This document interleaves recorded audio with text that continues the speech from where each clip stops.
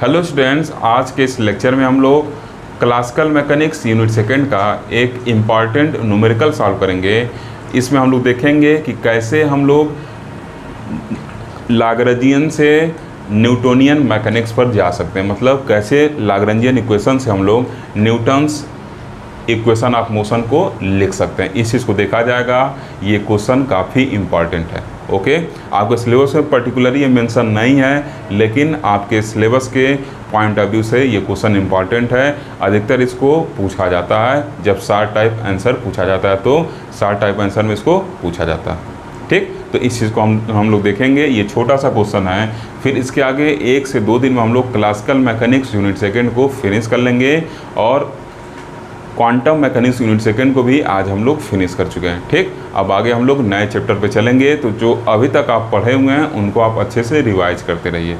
चलिए क्वेश्चन को स्टार्ट करते हैं। तो क्वेश्चन क्या कर रहा है कि derive Newton's equation of motion from Lagrangian equation, मतलब लाग्रांजियन इक्वेशन के हेल्प से क्या करना है, न्यूटन्स साहब का जो इक्वेशन ऑफ मोशन इसको डिराइव करना है। इससे पहले हम लोग न्यूटन्स लॉ के मोशन को यूज करते हुए डीएलम्बर्ट्स प्रिंसिपल देखे थे और डीएलम्बर्ट्स प्रिंसिपल के हेल्प से लाग्रांजियन डिराइव कर चुके हैं, मतलब न्यूटन्स लॉ से हम लोग लाग्रांजियन पर आ चुके हैं। तो ये तो हम लोग देख चुके हैं न्यूटन्स लॉ से लाग्रांजियन पर कैसे आएंगे, लेकिन अब हम लोग को ये देखना है कि लाग्रांजियन से न्यूटन्स लॉ पर कैसे आएंगे।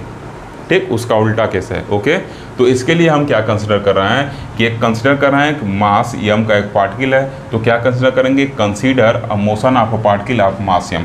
मान ले रहे हैं कि एक पार्टिकल है जिसका मास क्या m है, वो मोशन कर रहा है। ठीक, we know that Lagrangian equation is, ऐसे लिख लीजिए, वी नो दैट, ऐसे लिखिए तो और ज़्यादा बेटर है, know that the general form of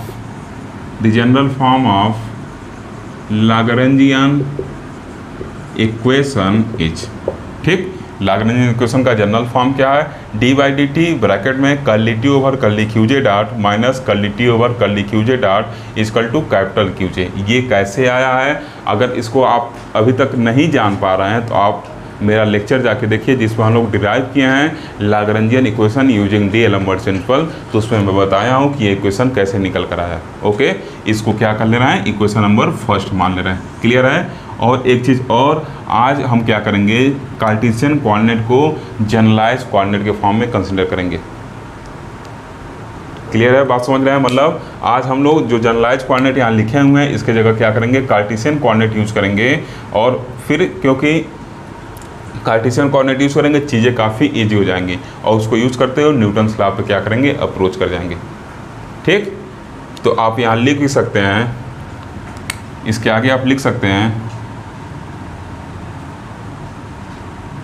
चलिए अभी आगे बताते हैं उसको कहाँ लिखेंगे आप। ठीक, अब इसमें बता देंगे where T is the kinetic energy and Q J is the generalise force. क्या है, जो टी है आपका काइनेटिक एनर्जी है और जो क्यू जे है वो आपका जनरलाइज फोर्स है।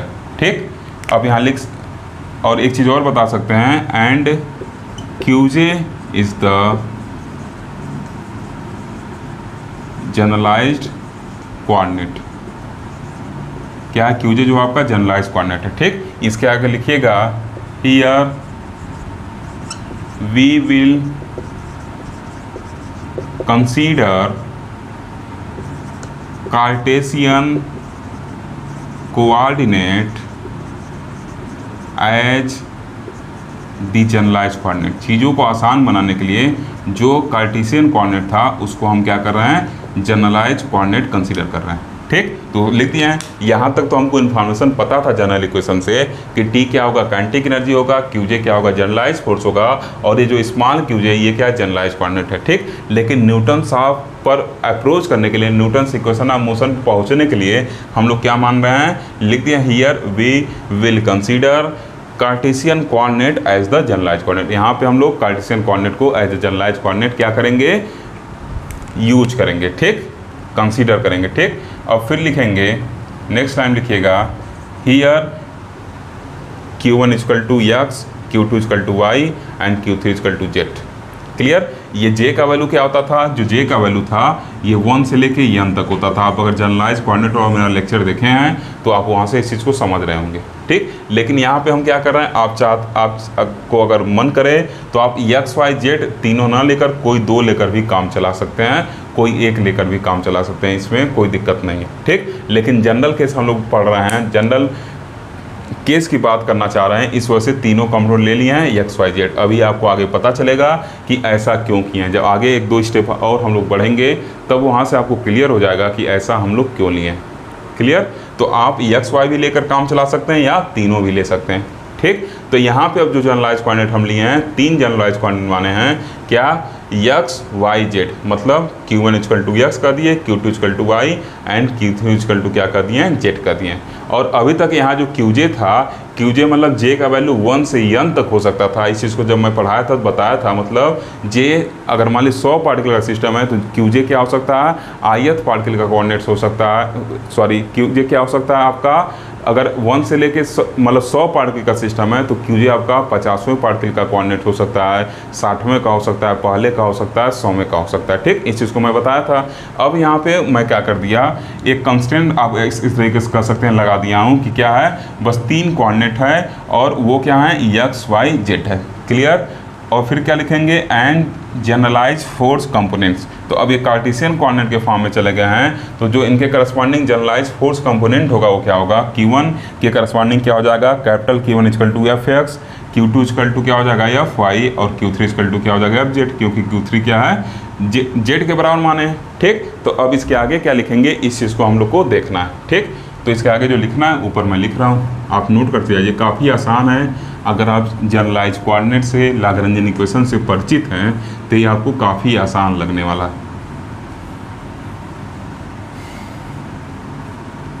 अब इसके नीचे जो लिखना है उसको मैं ऊपर लिख रहा हूँ, लिखेंगे the kinetic energy T is given by, the kinetic energy is given by, कैसे दिया जाएगा, तो T इक्वल टू क्या हो जाएगा, ये पीछे भी हम लोग पढ़े थे सिंपल पेंडुलम के केस में, हाफ mx स्क्वायर, फिर क्या हो जाएगा y स्क्वायर, और फिर क्या हो जाएगा z डॉट का square, x dot square plus y dot square plus z dot square. इसको क्या मान ले रहे हैं, इक्वेशन नंबर 2 मान ले रहे हैं, क्लियर। अब देखिए फॉर एक्स कोऑर्डिनेट, इसको हम कैसे लिख सकते हैं, लिखेंगे फॉर एक्स कोऑर्डिनेट,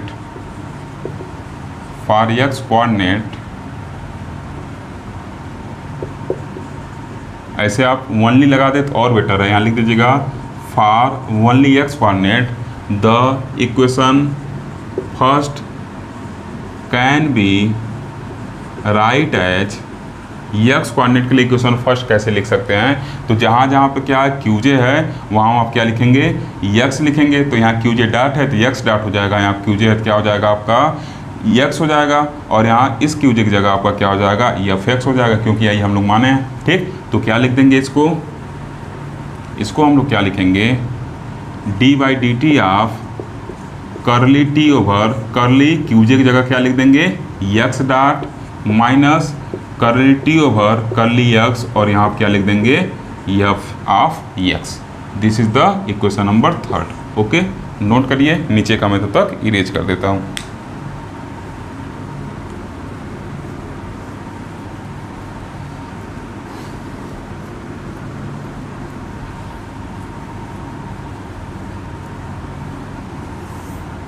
अब देखिए इसके आगे क्या लिखेंगे, अब क्या करना है, इस टी का वैल्यू ला के क्या करना है, पुट करना, मतलब करली T over curly X dot का और करली टी ओवर करली एक्स का वैल्यू ला के हमको इक्वेशन नंबर 3 में पुट करना है। तो उसके लिए क्या करना पड़ेगा, इक्वेशन 2 को डिफ्रेंशिएट करना पड़ेगा, ठीक। तो हम लिखेंगे differentiating equation 2 with respect to x dot comma we है। तो क्या मिलेगा यहाँ से, curly T over curly X dot जो होगा किसके बराबर हो जाएगा, हाफ m, और ये देखिए क्या, ये दोनों वैल्यू क्या होगा 0 हो जाएगा, यहाँ क्या हो जाएगा 2 टाइम्स एक्स डॉट हो जाएगा। तो it's implied that curly T over curly X dot is equal to m x dot, ठीक। और साथ ही साथ एक चीज़ आप और देख रहे होंगे, जब इसको x के रिस्पेक्ट में डिफरेंशिएट करेंगे तो curly T over curly x का वैल्यू 0 होगा, क्योंकि इसमें x कहीं पे नहीं है। इसका मतलब क्या हो जाएगा, curly T over curly x का वैल्यू जो होगा 0 हो जाएगा। ठीक, अब क्या लिखेंगे, again differentiating equation 2 with respect to x comma v है। तो यहाँ से क्या मिलेगा, जब इसको x के रिस्पेक्ट में हम डिफरेंशिएट करेंगे तो curly T over curly x क्या हो जाएगा, 0 हो जाएगा, क्योंकि कहीं पे यहाँ पे x क्या है, अवेलेबल नहीं है। क्लियर। अब क्या करेंगे, यहाँ से कर्ली टी ओवर इसको इक्वेशन बना दें 4 और इसको 5। क्या करेंगे, इक्वेशन 4 और 5 को इक्वेशन 3 में यूज करेंगे तो जो हम लोग को रिजल्ट मिलेगा उसको लिख सकते हैं। ठीक, तो यहाँ बगल में मैं लिख रहा हूँ, ध्यान दीजिएगा आप।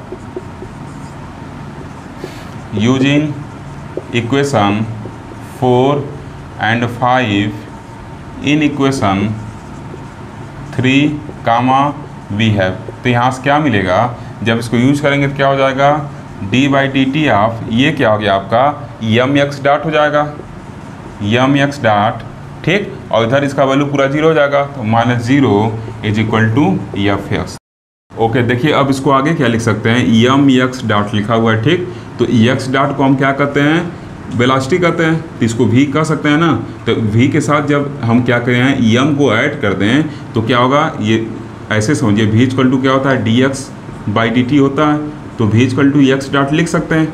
ठीक, तो अगर इधर यम ऐड करें तो इधर भी यम ऐड करना पड़ेगा। इसका मतलब क्या होगा, यही तो आपका मोमेंटम होता है। तो क्या लिख देंगे, इसके जगह पी एक्स लिख देंगे।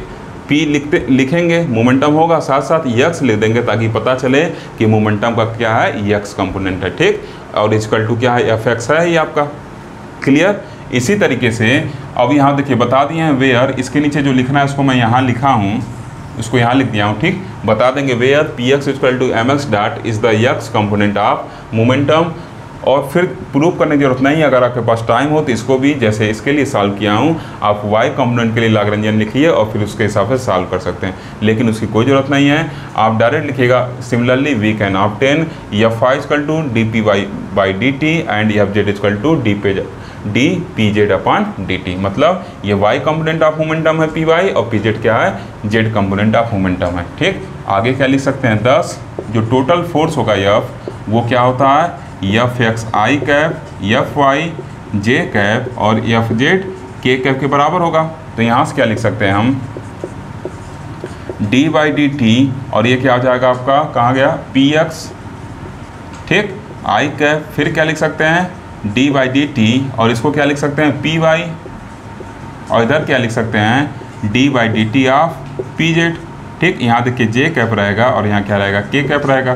ठीक, तो ये क्या होगा आपका, अगर इसको ऐसे लिखें हम और डी बाई डी टी को कॉमन ले लें हर एक टर्म में है, तो इसको कैसे लिख सकते हैं, P x i cap, p y j cap, P z k cap लिख सकते हैं। ठीक, तो इसको क्या लिख सकते हैं, D by d T of, इसको क्या लिख सकते हैं, मोमेंटम का तीनों कंपोनेंट है, इसका मतलब क्या होगा, टोटल मोमेंटम होगा। ठीक, अगर चाहिए तो वेक्टर इन सब पे आप लगा सकते हैं। ठीक, तो पीछे भी ऐसे लगा लीजिएगा वेक्टर, जहाँ जहाँ होगा वहाँ वेक्टर इसको लगा लीजिएगा। ठीक, तो इसको कैसे लिख सकते हैं,